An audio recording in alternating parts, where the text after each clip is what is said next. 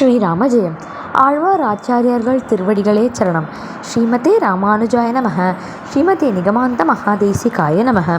கத்தவிருக்ஷா நேயர்கள் அனைவருக்கும் நமஸ்காரம். கத்தவிருக்ஷா வழங்கும் மார்கழி மலர் மழலை திருப்பாவை நிகழ்ச்சியுடைய இன்றைய பகுதிக்கு உங்கள் எல்லாரையும் நான் வெல்கம் பண்ணுறேன்.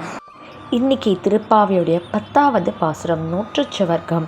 இந்த பாசுரத்தை சேவிக்கிறதுக்கு நிஷிதா குட்டி இன்றைக்கி ரெடியாக வெயிட் பண்ணிட்டுருக்கா. நம்ம குழந்தையோட சேர்ந்து அந்த பாசுரத்தை கேட்டு இப்போ அனுபவிக்கலாம். ஸ்ரீ குருப்யோ நமஹ.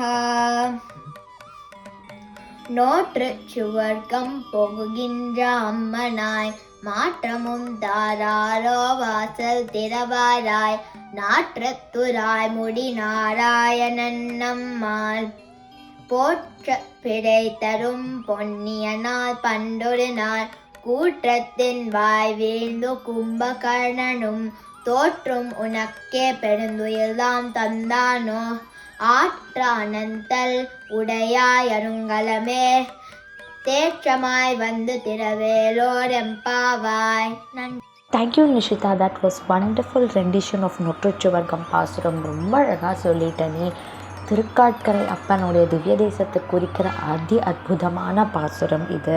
நீங்கள் எல்லாரும் குழந்தை சொன்னதை நன்னா கேட்டு ரசித்து அனுபவிச்சிருப்பீள் அப்படின்னு நினைக்கிறேன்.